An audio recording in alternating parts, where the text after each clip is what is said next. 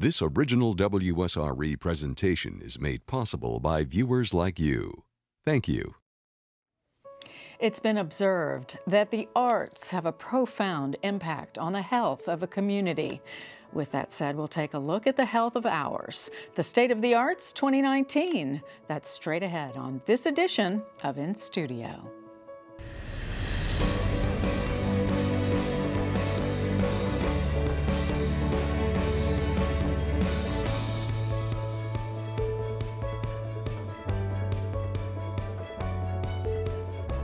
Robert L. Lynch, president of Americans for the Arts, is quoted as having stated, "During my 30 years at Americans for the Arts, I have had the great privilege to visit and learn about a different community nearly every week. Now, while they differ vastly from one another, there is one common strength that I have observed. The arts have made a profound impact on the health of each community." Well, if that's true, then Northwest Florida is exceptionally robust and healthy.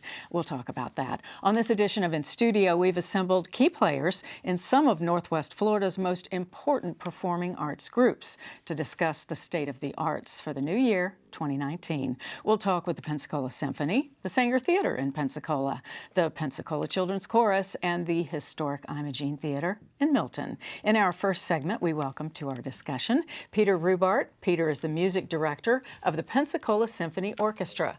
Peter Rubart has earned wide acclaim for powerful and insightful performances that inspire passionate responses to symphonic music. In addition to his 22 years as music director of the Pensacola Symphony, he has recently added the music directorships of the Meridian and Gulf Coast Symphonies. Now, throughout his career, he has worked successfully to deepen the relationships between communities and their orchestras, leading to growing audiences and a broad base of support. And Brett Barrow is in his 14th season with the Pensacola Symphony and has served as executive director since 2009.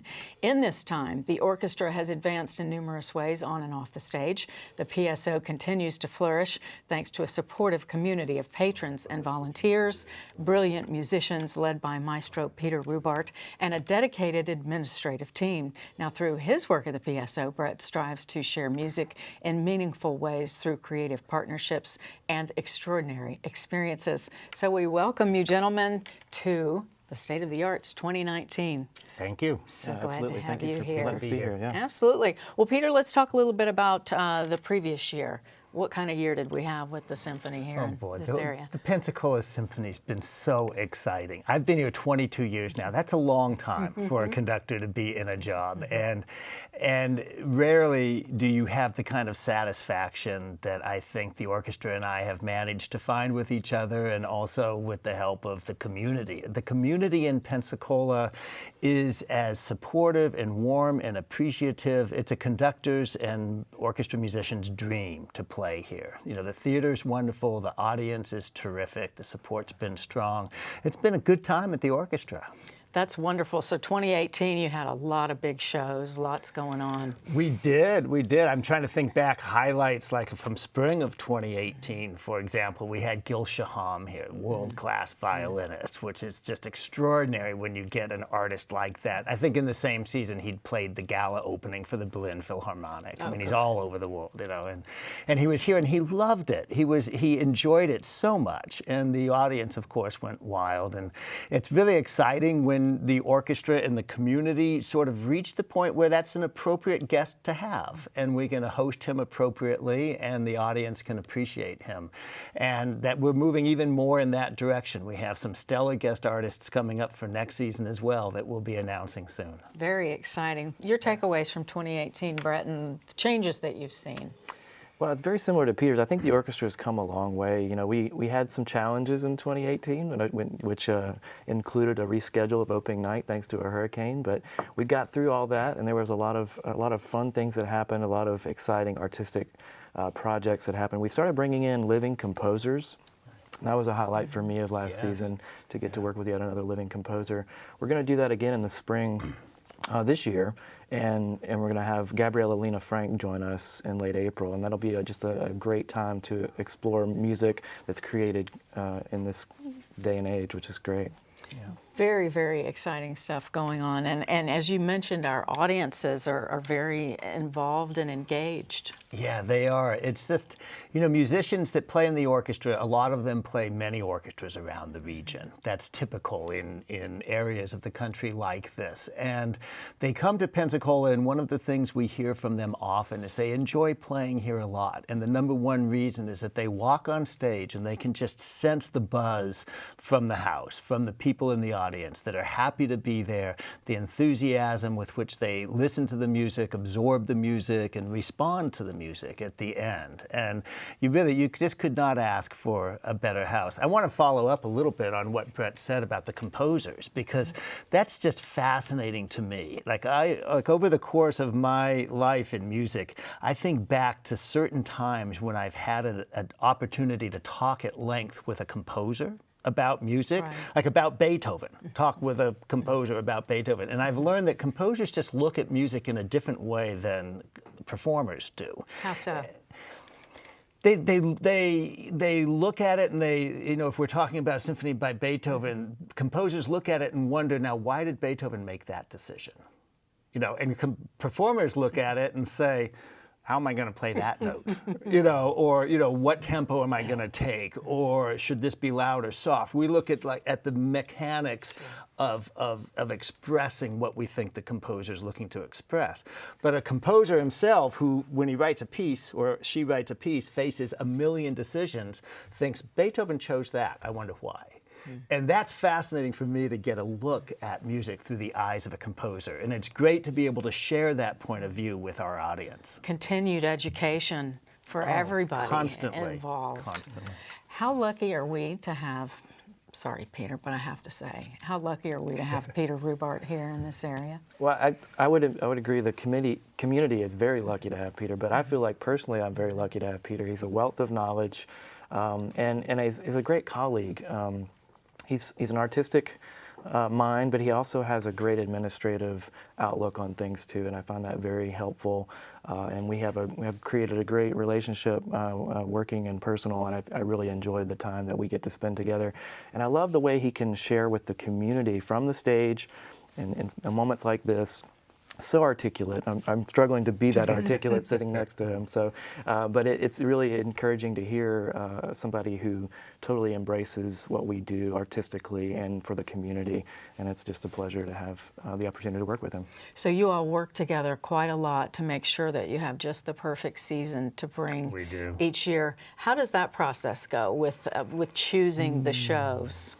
It's fun. It's fun. Sometimes it's tedious, but it's also always fun. A lot of the ideas germinate with me, and it's something I think about kind of 24/7, 365. I'm always kind of getting this idea. I'll hear a piece of music in the car or something like that, and I'll think like, that would go with this. Or, gee, we haven't done this in a long time. Or, gee, last time I did this piece, it didn't go so well. It's time for me to do a better job. Or something like that. And so I'll have these ideas, and I keep a running file of various ideas. And then as we move through sort of the planning period of time, which for us is usually like July, August, September, we do the heavyweight planning. And as we move through that, I'll try to focus a few of those ideas, and then I bring them to Brett. And sometimes we have these marathon meetings, that'll go literally 3, 4, 5 hours. Love to be a fly on the wall. And it's pretty fun. And we Yeah. listen to things and talk about things, and he goes like, I don't know, I don't think that's going to work. And one thing I'm not sure you mentioned in your introduction is that Brett's also the principal trombonist of the orchestra. That was not mentioned. So Brett is not only a great administrator, but an extremely well-trained and brilliant performer as well. And so he brings multiple hats to the discussion about what will work in Pensacola, and that's just invaluable to me. Oh, absolutely. He knows what he's talking about. And the profile of the musicians, let's talk a little bit about that, and then let's talk about the scope and the breadth of this upcoming season, which is incredible. Sure. The musicians, such as yourself. Right. Well, so the musicians come from all over the Southeast, really. We've brought musicians in from places obviously like Tallahassee, where there's a great university system. We bring in their faculty and graduate students, New Orleans, Baton Rouge, Hattiesburg. But they come to Pensacola. And we get together just a few times for each concert. You know, only about half the orchestra lives locally. And so we bring them in just for short bursts, and we have for a typical classical concert, a masterworks concert, we'll have 4 rehearsals and then play a performance. For a pops concert, we may have 1 or 2 rehearsals and a performance. So it's a very tight time frame, but we hire professionals that are well trained, that come in prepared, and that have the opportunity to do that. They're all paid, you know, we do have a professional orchestra. That's always a question we get, and it is part of what we do when we raise money or sell tickets, is to help pay for the musicians. Yeah.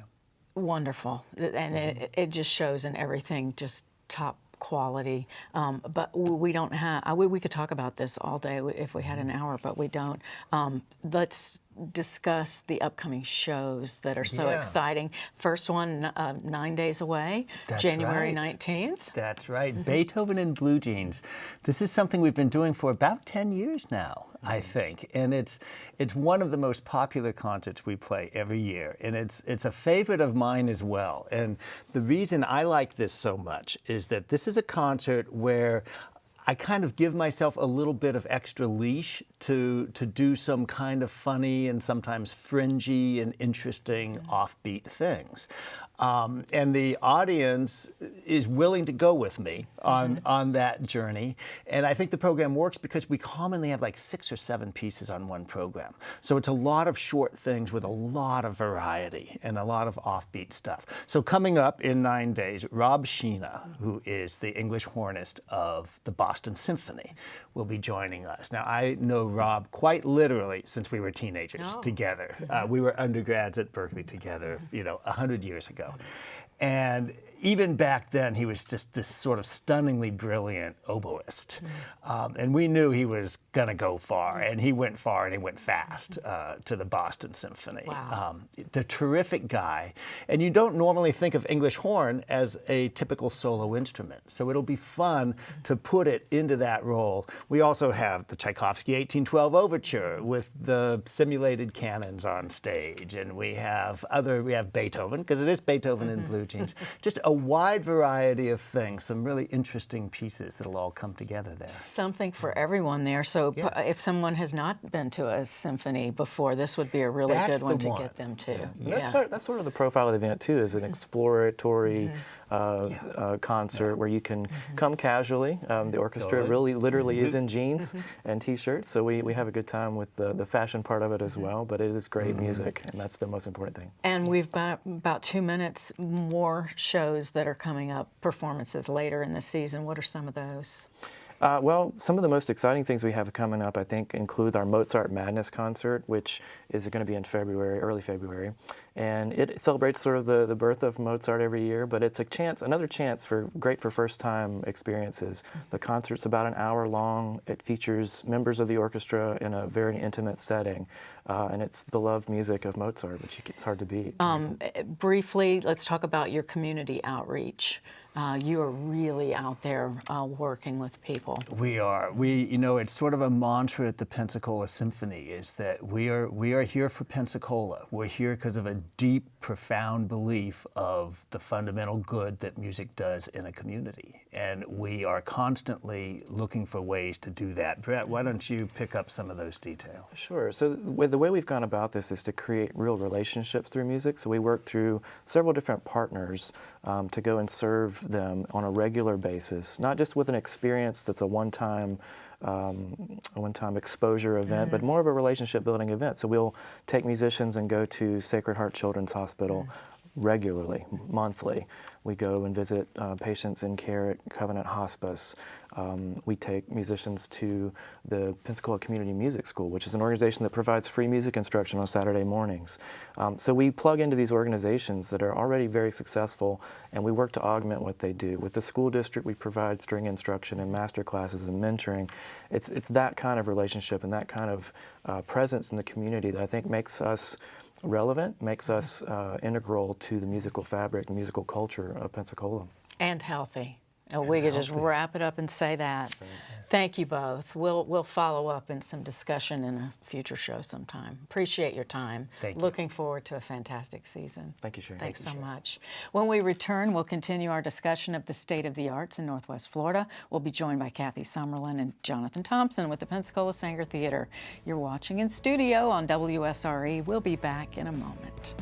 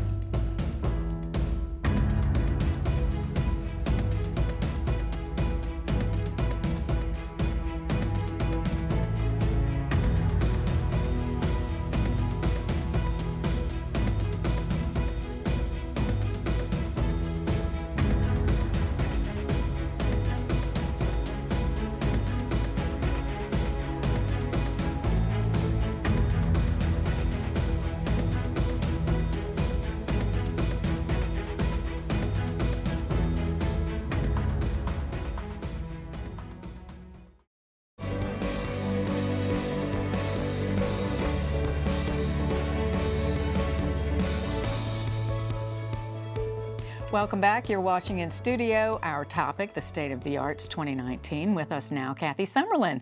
Kathy is the marketing director at the Pensacola Sanger Theater. Kathy is a 25-year entertainment professional who holds a communications degree from UWF.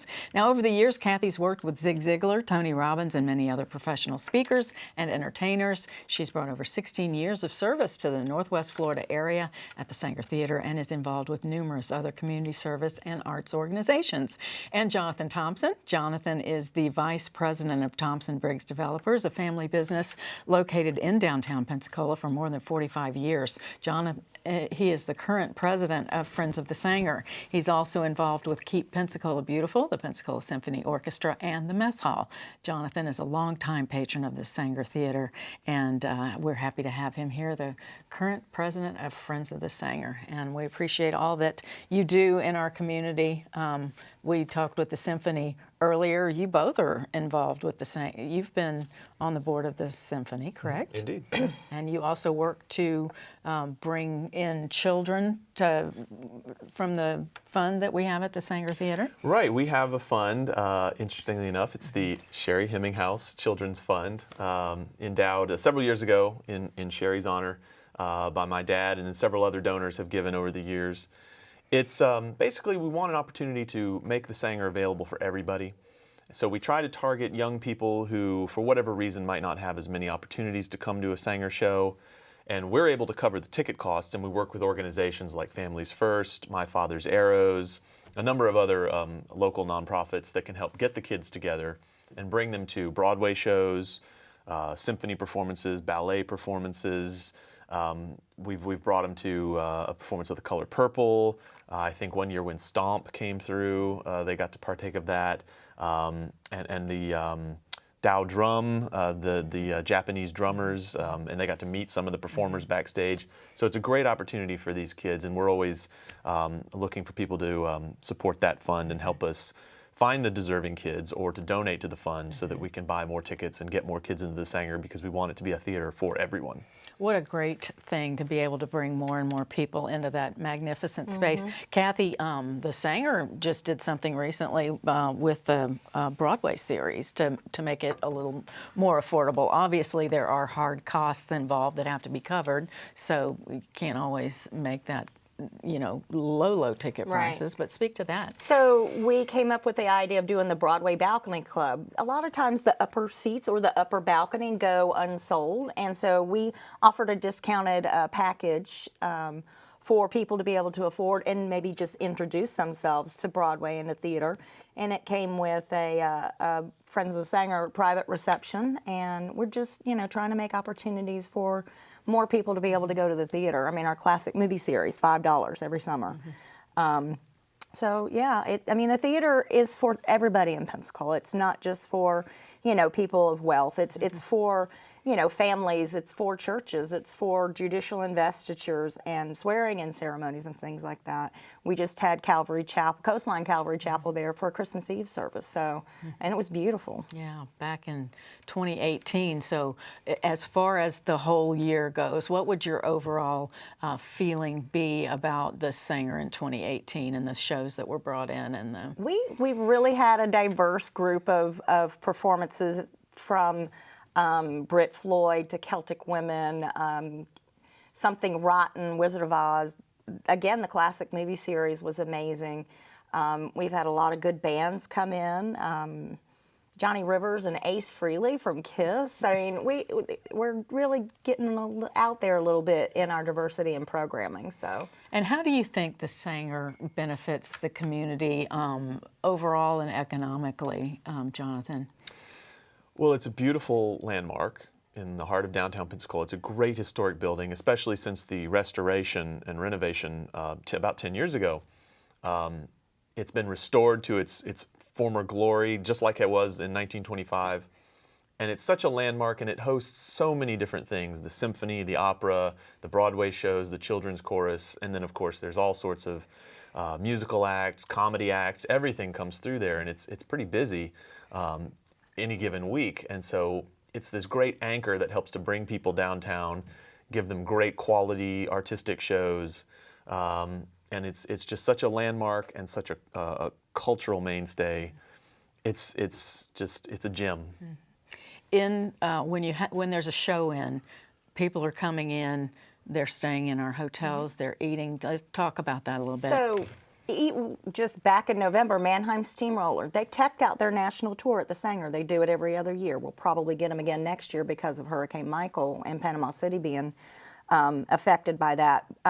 So it's a group of 40 people that are staying in our hotels for 3 nights and eating downtown and buying and shopping. And that, even if it's not Mannheim Steamroller, if it's a Broadway show, there's 50 and 60 people, hotel rooms and eating.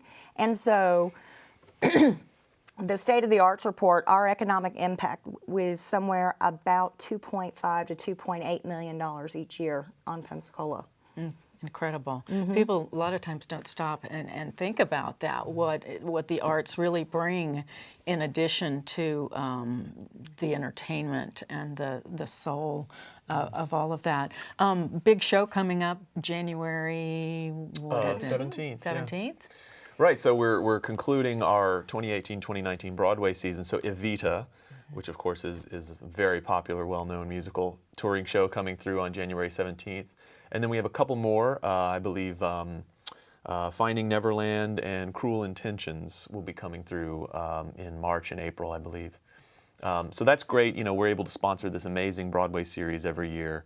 And so we've got some exciting shows coming through, and then can't wait to see what's coming up in the fall of 2019 and spring of 2020. It's even better. Yeah, I know. And how does that process work, Kathy? So you work with a national producer, or how does that work? We partner with Jam Theatricals, who has won Tony Awards for producing shows on Broadway.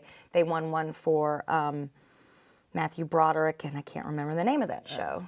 Was it Biloxi? The producers. Oh, the producers, yeah. Nathan Lane, yeah. And so they put shows in multiple markets, so they have the buying power. So we can get things like Evita, and Kinky Boots was an amazing show. And wait till you see what we have next year. And that's all I'm going to say, because I know what's coming. And because we've been so successful with season ticket sales, they just continue to rise. And we're kind of an odd market that's not happening in other markets. We hope in the next 2 years to be able to expand it to 2 nights of Broadway. Wow. So there'll be, more opportunities for people. Even if you can't afford a season, which it's still very affordable, you can come and see a Broadway show for half of what, more than half of what it is in New York City. Well, you Same can. quality, though. Oh yeah, you can pay pretty much for one ticket what you can see the Broadway series for here. You can pay that in Chicago or New York. That's for sure. So that is amazing that you are able to do that. So talk a little bit about the relationship between the city, the Friends of the Sanger, and the Sanger Theater itself. Who wants to do that? You want that one? You can start with the relationship with So the city. the Sanger Theater is professionally managed by SMG. It's the largest private management company in the world. We have convention centers, performing arts theaters, arenas, football stadiums. The Minneapolis football stadium is managed by SMG.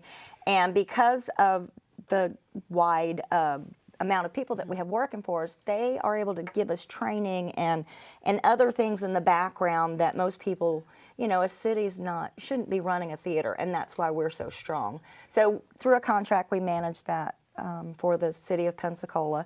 And then the Friends of the Sanger is in the background raising funds for things that the city doesn't cover, when we need, like, Jonathan, talk about some of the things you guys Right, have of course, done. being a city-owned facility, there's only so many tax dollars that can go around, so the theater can always use more money. And so Friends of the Sanger, we're a nonprofit, we're completely volunteer, and we raise funds to help out with the theater in any way we can. We played a big role with the big renovation.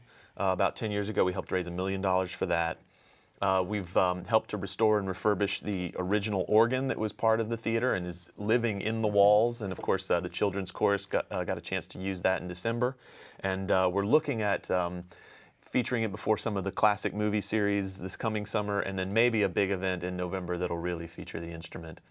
We're working on that, but we've also done a lot of smaller things. We've raised money to get a new projector so that the movies can show more crisply and cleanly. We really did a lot with the Palafox Arcade to put down a whole new tile floor, and we've also put up some commemorative plaques, one recently that outlines the history of the theater. People know maybe that it's on the National Register of Historic Places, but this plaque really outlines the history of the theater. It's been around for almost 100 years. It's hosted so many incredible acts. And of course, it almost went away at one point. It almost got the wrecking ball, but Friends of the Sanger kind of got its start in helping to save the theater back in the late 70s and early 80s. It's quite a success story. What do you think has really put it on the map with the shows coming here? As you said, it's a unique area, and we're getting things that some areas can't. Well, I mean, Pensacola is just growing by leaps and bounds. I see us being the next hot city, that people are coming to. Southern Living just came and took pictures in the theater. I mean, that's big.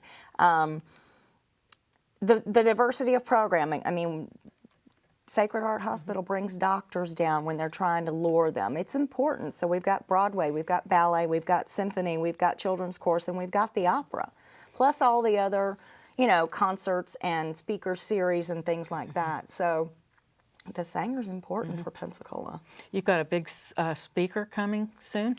Kyle Cease is amazing. I think of him like Tony Robbins, but genuine.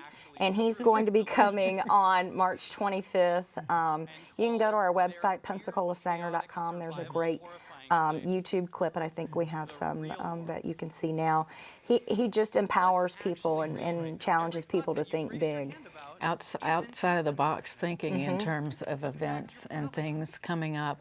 And so Friends of the Sanger will be working with management to come up with this season, and that's all we can say about it? Yeah. And of course, we're always looking for more supporters. Friends of the Sanger, who, like I said, we're nonprofit, we're all volunteers, so every penny we get goes right back into the theater. So PensacolaSanger.com/FOS, we have a nice little subpage there on the Sanger site, and if you're interested in donating, we still have seat plaques available. You can actually get a seat with a plaque with your name or the name of a loved one, somebody who is passionate about the theater or the arts. It's a great opportunity. It could be a good, holiday gift or a birthday gift. So it's all on the website. Very Check it nice. out. So many deserving organizations in this area, arts organizations that could use everyone's support. There's much more ahead. When we come back, we'll be talking about the incredible Pensacola Children's Chorus, such an impressive organization. You're watching inStudio on WSRE TV, PBS for the Gulf Coast. We'll return right after this break. Stay right here.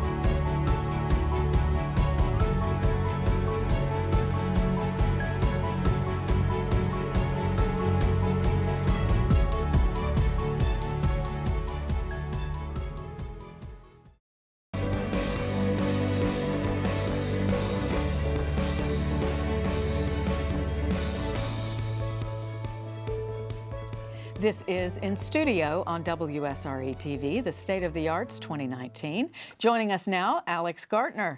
Alex is in his third year as Artistic Director and Executive Director of the Pensacola Children's Chorus. Under his direction, the chorus boasts nearly 300 singers annually across 7 choirs, a strong advocate for community engagement and character development. He founded PCC's Ambassador Choir, a unique ensemble which seeks ways to partner with the community organizations to highlight how music can change lives beyond any stage. Alex holds several degrees in music education. And Jerry Unruh. Jerry is enjoying retirement after an illustrious career as a Vice Admiral for the U.S. Navy. His duration of service is decorated with many awards and accomplishments, both as a Navy pilot and officer. Retired Vice Admiral Unruh served as the commanding officer of the USS Saratoga and commander of the United States Third Fleet. In his post-military career, he supports many military and community organizations, including serving as the current president of the Board of Directors of the Pensacola Children's Chorus. We welcome both of you gentlemen to our program. Thank you so much. We are so happy to have you here. Thanks for being here. Thank you, Sherry. It's wonderful for Alex and I to join you today. It's a real pleasure. Both of us have a burning interest for kids and for chorus, and it's exciting for us to be able to talk about them. You know, the chorus is in its 29th year. I've been with the chorus both as a board member and as the president, and I'm so excited that we have Alex Gartner on board as our director now. He's been here in his third year, and he is absolutely superb. Our chorus is fantastic. Tell her, Alex. Okay. Well, now, of course, you know, the chorus started again 29 years ago. Let's talk a little bit about the history and how it's evolved. Sure. It was founded in 1990 by Susan and Alan Pote, some longtime wonderful advocates for music in our community. And they retired after 26 years. And throughout those years, the chorus has grown, adding choirs each year. And it's produced many successful alumni, both not just on performing arts stages, but in many careers.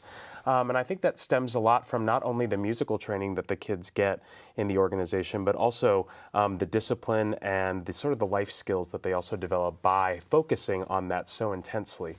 And now we're in year 29 and things keep looking up. It's amazing. I remember when you were coming in, you had some big shoes to fill. And 2 pairs. yeah, 2 pairs. So, and Jerry, he's been able to do that, hasn't he? He sure has. It's been an interesting transition as we've grown and reached to maturity with these kids, and the focus being preparing them for future life. Finding their skills, building their confidence. And when you have kids in range 8 to 18, those 18-year-olds are adults, the 8-year-olds are the children, and it is a homogeneous group that is just really beneficial, not just to them, but to the families, the parents, the fathers and the mothers. It's hard to imagine the wholesomeness that this organization brings. And Alex, a young man, skilled, he's good in every aspect, whether it be administration, the whole works. We've got a great group. It's so exciting. And I think of you, over 300 kids. I have trouble with one at a time. So I can't even imagine. Honestly, I prefer a group of 250 versus one-on-one. We have just a really fantastic group of people who work tirelessly to make sure all of our singers are successful, not only our board of directors, but our staff. We have a great staff of full-time, part-time, and contract staff who are just singularly devoted to making our kids successful. They are passionate about them. They put them before the music in many cases. And as we found, a lot of the time, that makes the music even better because the kids feel valued. We know them by name, and it just produces such a greater joy that they find and a greater sense of fulfillment when they get to put all their skills together in our performances. And how about that work ethic? I know in December you were working with them, for instance, on a Christmas on the Coast. Christmas on the Coast, and yes. they put in some hours. Oh my gosh, yeah. So for our two main concerts, not our main concert, our two biggest concerts, Christmas on the Coast and Showtime, we load into the Sanger for a whole week. And we have rehearsal starting basically from 3:30 until 10 o'clock. And not everybody's there the whole time, but it's a very intense environment. And it's very, Belle Bear always talks about it as sort of the Broadway show. And the backstage aspect truly feels like that for them. It's a really good first step into what kind of the life of a performing artist is. And man, I didn't do that when I was growing up. I took a different track to get to where I am now. But man, I don't know if I could do it. But they're fantastic. I'm with you. It's incredible. So kids can come in as early as you said, 8. Was that third grade? Third grade. And they audition.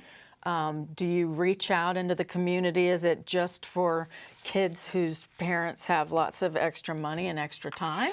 Well, let me tell you, our emphasis is to try to make it available to all kids, even kids in families that can't afford to pay some tuition. We had a major fundraiser just in October. It's actually our second year to do that. And that $35,000 we brought in will be specifically earmarked for children and families who can't otherwise participate. That's very, very important. But I also want to emphasize the fact that here in this chorus, the maturity that the children get, they find all these opportunities, they find their skills, they learn what their limits are. We add to what goes on in families at home, and maybe in some cases we're the main line, but it is a wonderful opportunity for each and every child. I think that is just awesome. Yeah. And as you were saying, we were saying work ethic, but now not every one of those kids will not go on to be performers, but they will learn so many other life skills. Yeah, we've taken a really dedicated look at focusing on the extra musical benefits of singing in a choir. So not only are they learning how to read notes and rhythms and dance and perform, but they're also learning how to be responsible. They're learning what it means to be accountable for your own part and to each other. They're learning discipline. They're learning independence. There's so many of these things that music and arts specifically encapsulate on a daily basis. And so we're working really hard to intentionally focus on those areas so that our singers get a deeper educational experience that doesn't just focus on music. This year we started a new initiative. We called it Y'all Come Day because we couldn't think of a better word for it. And all of our chorus, all of our 300 singers are divided into these small family units, maximum of 8 in each. And they are spread out across all of our choirs. So not all of our high schoolers are together, not all of our middle schoolers are together, but our third grader and our senior in high school are interacting with each other on a regular basis. And we all got together at Bayview Park, and we all had different colored t-shirts. We played all these group games. It was hot as Hades.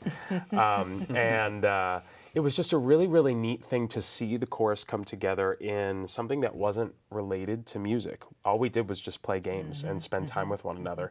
And that is the kind of thing that, because it wasn't musical, but music helped us do that. And the community that we've created through music has allowed our singers to get a deeper understanding of the relationships that they have with one another. And all of that is going to serve them later in life as they go into whatever career that they have. They're going to be leaders in that. And that's what's really beneficial about being in the Pensacola Children's Chorus.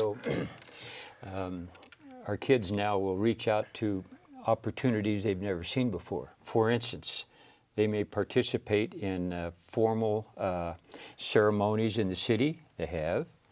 They may participate in military functions out at the base. They may participate in going, like, for instance, up to Azalea Trace, put on little shows for the elderly. If you think about a child getting that kind of exposure to older people, to military people, to city officials, it's quite an experience for them.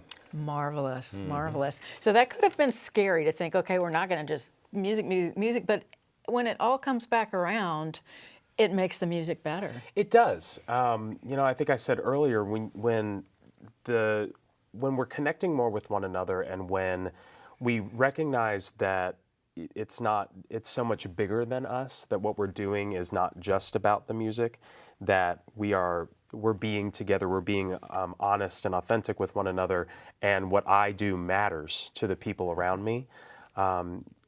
You find a deeper sense of community, the relationships are stronger, and all of that works together to create a better performance product. But the bigger product is the kids' lives being transformed. Absolutely. Well, I want to talk about a few upcoming shows, but briefly, how important is music in our lives? We look back to December and the funeral of President Bush. Without the music, that would have... So how important is music? Well, you said something that really resonated with me as we were sitting waiting for this. You said that we have this soundtrack of our lives, and it's kind of hard to... you have to sit down and really think about it, but music is really all around us. It's in the grocery stores, it's in the elevator, it's on the radio. We don't realize how much of our world is defined by the sounds that we hear. And yeah, you're right, with George Bush's funeral, you know, that procession is so moving because of the military band, not just because of the military band, but obviously they add so much. They are able to give us that patriotic spirit and help usher us through this time of mourning. And music just has a great power to highlight the emotions that we're all feeling. It speaks louder than words. It's amazing how that works, and to bring children into it. And your service, not only in the military, but now helping children with character development, it's very impressive. I want to talk about the shows coming up. Got some big shows coming up. Yeah, One World, Many Voices is our next big concert. It's more of a formal style. It'll not be like Christmas on the Coast or Showtime where we have big lights and costumes and all that stuff. It'll be a more formal concert, but we bring in a guest conductor. And this year his name is Rollo Dilworth. And he is one of, in the choral world, a leading authority on spirituals and freedom songs. His arrangements are very accessible to a large amount of choirs, so you'll see his music in virtually every school chorus library.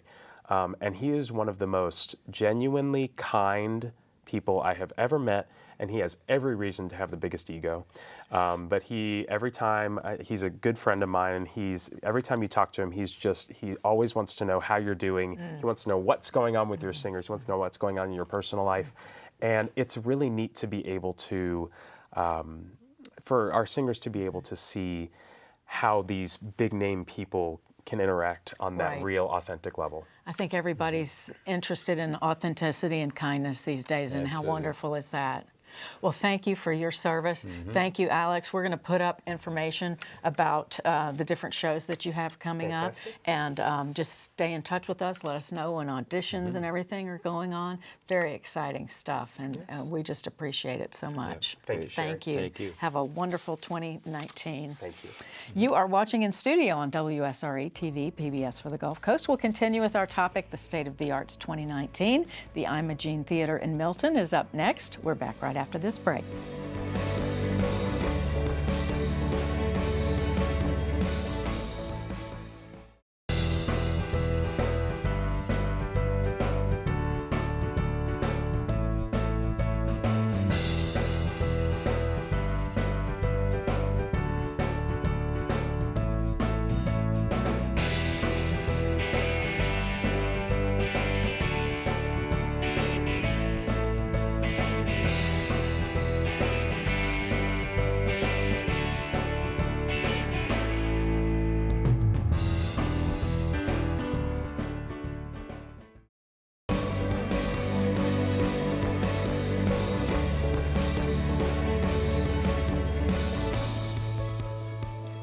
Welcome back. This is In Studio. Our guests now are making sure that the historic Imogene Theater continues with her great tradition of entertaining people of all ages and backgrounds.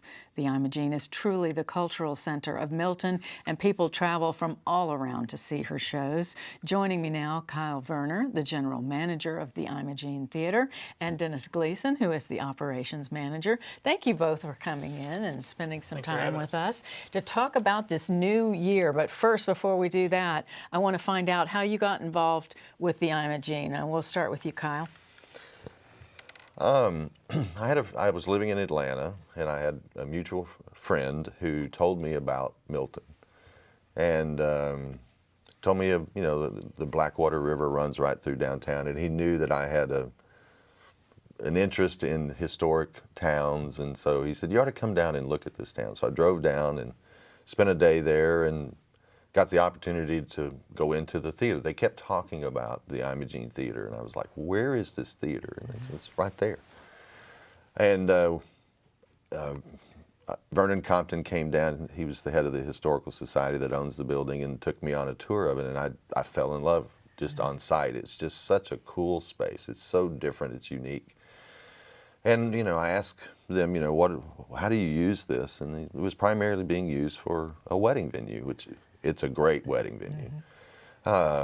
But it was not what the Historical Society wanted it to be. They wanted it to be what it was intended to be, which was a place of music and a place of entertainment. And so that's how I managed to start having conversations with them, and eventually ended up having the opportunity to come in and manage it. That's awesome. What about you, Dennis? Started in Pensacola, actually. Was managing a local band, and we threw a show at the Rex Theater. And I always joke around that, unfortunately, we were successful. So we started looking for other theaters. We were calling around, and we got Kyle on the phone because he was already at the Imogene, establishing a relationship. And we went out there, we had a show, and from there he was just explaining what his vision was and what it could be. I fell in love with it and saw what he was talking about, and from that day, here we are. So you guys are really driving what's happening there. You had a big 2018. 2018 was an exciting year for us, a year of transition somewhat. The theater has always been iconic in the Milton area, but this year I think we took it a step forward by making the decision to go after national acts and bring national acts to the theater. It's been exciting, both from a reaction from the citizens of Milton and the area of north of Santa Rosa County, because they were somewhat shocked that we could get Sammy Kershaw or Leanne Womack or the Bellamy Brothers to come and perform at the theater. And little old Milton, and it's not little old Milton. It's a really neat town, and the downtown area is very cool, and it's a great environment for people to come and see a show. And the artists have loved playing there, and so it was a really fun time of taking it from local entertainment, which certainly has value, but bringing the national acts, I think, has really opened the eyes of citizens, as to what the theater can be, and the city. Very exciting. And another big name, I know all of my friends were going over for B.J. Thomas. Yeah. How'd that go? It was great. We sold out both shows. We actually had him back 30 days after his first performance, which was kind of risky, but it went really well. Well, that word of mouth, that'll get people talking, won't it? Yeah, that was part of the decision to get the bigger acts, was to turn heads. And it did. And so the B.J. Thomas, did he obviously enjoy playing the first time? Yeah, he did. And actually, to talk about how the room is kind of inclusive. There's a lady that was talking to B.J. Thomas from her seat, and he had just had knee surgery. And she hollered out to him, "Show us your knees." He was like, "I don't know if you want me to show you my knees, but really, you're so close that it just gives that opportunity." It's an intimate space. It's an intimate Really space. is. And it's how many years old now? We just celebrated, in October of 18, we celebrated the 105th year celebration of its opening, anniversary of its opening. So it opened on October the 13th, 1913. And so it's kind of hard to believe that, for me, when I read, that construction started the year the Titanic sank. And then, you know, we're sitting in there, and it's still operating, and it's serving the purpose that Mr. Harvey, who financed the building of it, wanted. He wanted there to be a place of entertainment and a place of community pride, and the theater serves that. And it's fun to be a part of it, and it's exciting. One of my favorite moments that we had this year was we had the privilege of having Sammy Kershaw, country singer, played all over the world, come and perform at the theater. And he's from a small town in Louisiana, and so we were showing him around town, and he was walking around the theater, and he went and got his tour manager and had him take a picture of him standing underneath the marquee with his name on the marquee of the Imogene Theater. And you know, it struck me because here's a man he's played in arenas and venues all over the world, but he wanted to have his picture made there because of the fact that it was so historic and it's so old, and I thought that was really cool. I think it's wonderful, and I love that people have embraced the theater. You were saying that it gets a lot of use in addition to the national acts. It does. It's rented for weddings. It's a great place for weddings. We show movies, murder mystery shows, just all types of events. Yeah, and I have to bring this up because it's so unusual. I had a big event that was a non-traditional in the Sanger at one point, and you were talking about celebration of life events that are being held? That's one of the things that has kind of started to happen is people are, instead of having the traditional funeral, they decide they want to celebrate their family members, their loved ones' life in a different way, and so they've started to rent the theater, and you know, we have a projection system and the sound and all of that, and so they come in and, you know, they celebrate their loved one's life, and you know, a lot of pictures, and you know, everything from one of the most poignant moments was we had a man who was a decorated military veteran and highly decorated, and he had passed, and his daughter, she was throwing the ceremony, and they had the military guard come in, and they did the whole flag ceremony, and everyone stood, and they played taps, and and I'm an emotional guy. It was very moving, and it was just really cool to see the building being used in that way, so that somebody could say goodbye to their loved one in a really neat way. A very neat way. Note to the family. That is so wonderful. Again, that the community has embraced it so much. Have you seen some noticeable differences downtown as a result of the Imogene? For sure. There's far more foot traffic than there even was a year ago. It's just noticeable. The parking lots are more full. There's 2 new businesses that opened up as far as bars and restaurants. There's a lot more people coming down there. You see more going on, Kyle. Oh, definitely. It's been interesting to watch. There was a new ice cream store, Scoops. It's really good ice cream, and it's right there on Willing Street, just down from the theater. And it's fun now. You see people go to Scoops. They go to the Boomerang Pizza Kitchen and have pizza, and then they go down to Scoops and get some ice cream, and then they're walking down to the boardwalk, and then they come over to the show and hang out with us for a couple of hours, and then, you know, so the foot traffic, the buzz level, the activity level is definitely increased, and there is a significant economic impact that has happened down there. I would imagine so, and that would only continue to go on. So people used to refer to the Imogene in a certain way to you, and now they refer to it in a different way. Tell us about that.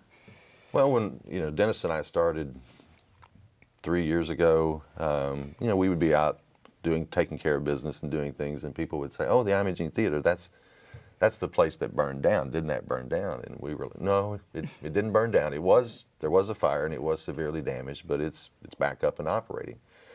And we heard that over and over and over, and that's kind of what its brand was the fire. And this year, the transition that we made to bringing more recognizable acts and major acts, now the reaction is, "Oh yeah, man, we've been seeing what y'all are doing there, and we're so excited to have these concerts coming, and it's really cool that the building is being used as it was intended to be." And so for us, that's a mark of a change, and that's a mark of that we're doing the right thing. Big perception change. It is. Not only in the community, but in all of Northwest Florida and Southern Alabama. And it's been interesting. how not just Santa Rosa County or Milton or Pace people, but people are coming from everywhere. I mean, they're coming from Panama City, they're coming from Fort Walton Beach, they're coming from Atmore, they're coming from Evergreen, Alabama, they're coming from Tallahassee, they're coming from Mobile, they're coming, I mean, there's been 14 different states represented by people that have traveled to see a show at the theater. And actually, 50% of the online ticket sales have been for people from outside of Santa Rosa County. Right. Who have come in, or from out of town to into town Right. to see a show. People love history and to be in that space. So you get comments quite a lot about that? We do. Everybody's, this is actually a funny story about that. We had Ben Bailey, the host of Cash Cab. He's a comedian. And the room is so conducive to the audience being involved that they feel like they need to talk to the performer, which you shouldn't talk to a comedian. Right. So in the beginning, he was kind of getting a little heckled. And he said, "You invited me here. Haven't you people ever had a comedian come to your town before?" And little did he know that was the first time since Minnie Pearl in the 30s that there has been a comic in the town. So it was, Yeah, that's awesome. That's a great And story. it's, it's really cool how the artists are, they're appreciative. Yeah. It's really neat. We're out of time. Our next big show coming up. Tracy Bird on March the 28th, and then we have some other shows. If you go to our Facebook page or our website. We'll direct people to that to find out and stay in touch with the Imogene. We appreciate you staying in touch with us, and we'll continue to do that. Thank you both Thank for you so much. coming in. Appreciate you. Absolutely. Have a great 2019. Well, we want to thank all of our guests for taking time out of their busy schedules to talk with us about the State of the Arts 2019 in Northwest Florida. Special thanks to Maestro Peter Rubart and Brett Barrow from the Pensacola Symphony Orchestra, Kathy Summerlin and Jonathan Thompson with Friends of the Sanger, Alex Gartner and Jerry Unruh, Pensacola Children's Chorus, and Kyle Verner and Dennis Gleason with the Imogene Theater in Milton. Please, when you get a chance, visit each of these organizations' websites and, better yet, take in some of the wonderful performances that are available in our area. The cultural and entertainment opportunities available to everyone in Northwest Florida are truly extraordinary, and all are dependent upon our loyal support. The State of the Arts 2019, thanks to these and other arts groups here along the Gulf Coast, our communities are looking healthier and better than ever. I'm Sherry Hemminghouse Weeks. Thank you for watching in studio. We'll see you here next time right on WSRE TV, PBS for the Gulf Coast. Until then, take care.